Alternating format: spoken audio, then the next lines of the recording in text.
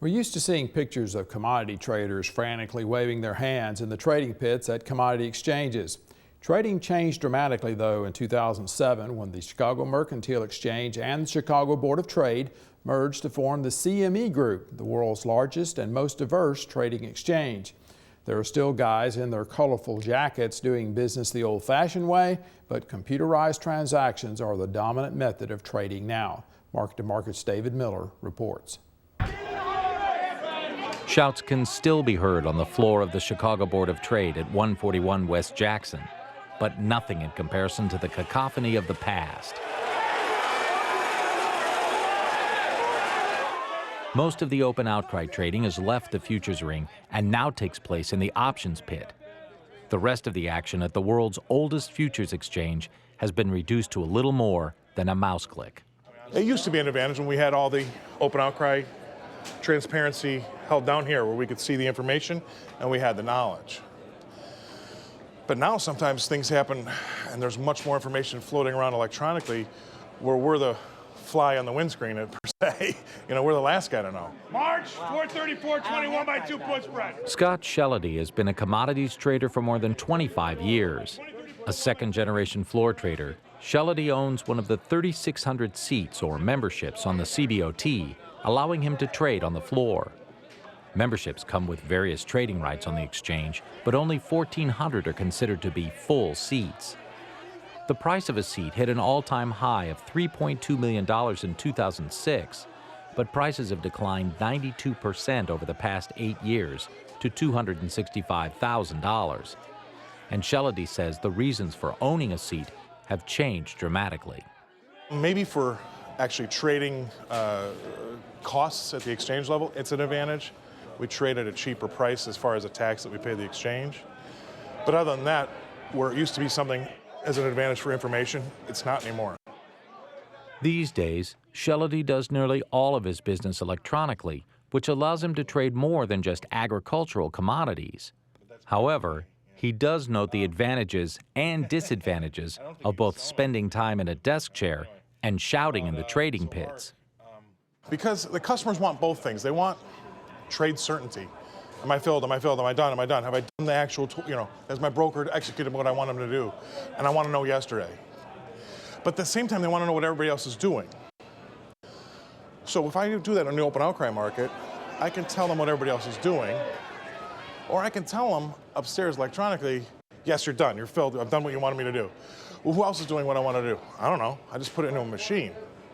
So for speed, you lose. Speed is less transparent. Slower is more transparent. So we can all see what everybody's doing a little slower and disseminate that information, or we can do it really fast upstairs and nobody knows what anybody's doing. The first electronic trades were made in 1992 on the CME Globex trading platform. Use of the program was limited by computing power and bandwidth.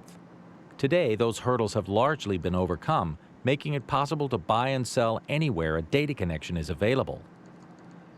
According to the CME Group, more than 90% of agricultural futures and nearly 55% of agricultural options transactions are no longer executed in the commodity pits.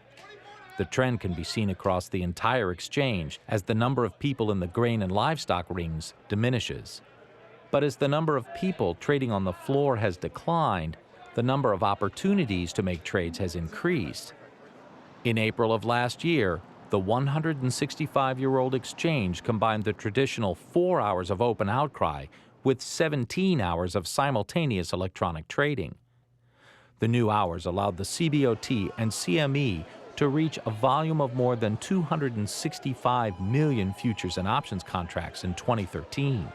This is down 8% from the heavily drought-influenced record trading year of 2012.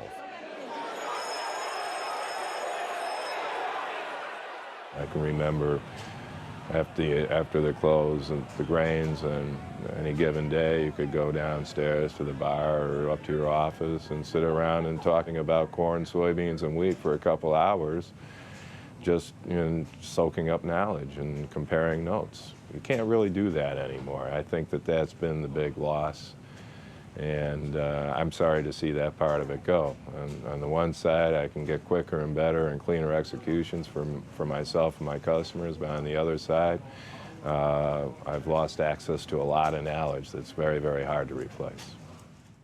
Jack Scoville began as a runner on the Chicago Board of Trade in 1981 and worked his way up to being a floor trader. Scoville left the trading ring in 1990 and has been trading electronically for the Price Futures Group since 1992. The open outcry is a lot more fun, a lot more action, a lot of excitement that you don't really get sitting here in an office, but we can trade with much more certainty. When we get filled price, we know it's a filled price. While Scoville laments the loss of comradeship in the trading ring, he does point up the advantages of the new trading landscape. I can remember 30 years ago when I was having to call Brazil for the company I was working at the time, and it could take me a half hour to get a phone line, and then I'd have to try and keep it open all day long. Now I can just call the guys up from wherever I am around the world. I can tell you that I've spent time riding in the back seats of pickup trucks in Central America, passing orders from Brazil to Chicago for my clients. The CME Globex electronic trading platform also allows for some traders to make a large number of trades in millionths of a second. CME officials have yet to break out how much of the trading volume is made via the practice of high-frequency trading, and they are quick to point out that the most important thing is the integrity of their markets for each and every participant. How and where all the information is gathered and used has changed. In the past, floor traders reacted to the peaks and valleys of various trading cycles. They would often trade in ways that are sensitive to harvest lows, weather trends, and key government reports. But with all the information readily available on the internet, tech-savvy traders can shift the market in unexpected directions. So there may be a trader in India that doesn't know about those cycles, and so they'll trade against them. If you have enough people doing a one-lot trade, that can be a big trade. And if just so happens they all do it at the same time, you might see there's rain on the horizon for corn. Corn prices should be going down, but enough people have bought a one-lot from somewhere else in the world that the market's rallying. So we have to be careful about what's actually happening and slowly but surely somehow take the noise out. And as more and more commodities on the CME group are traded electronically, Shellady believes it's important to balance knowledge and experience against the pressure of changing times. You could shoot a cannon through here and not hit anybody. So yeah, it's nowhere near what it used to be. And ultimately, that's not the exchange to decide or the traders to decide. The customer will decide when and if he or she wants to do the business 100% electronically. But right now, there's enough customers that do call people and we execute in the pit. So as long as that's the same, it'll still stay open. For Market to Market, I'm David Miller. And you can watch this story on electronic commodity trading on our Farm Week website. That's farmweek.msucares.com. You can also watch Farm Week stories on our Farm Week USA Facebook page and YouTube. We'll also have a link to the Market to Market where you can see the original story as well as read the script. We're also available at twitter.com/farmweek.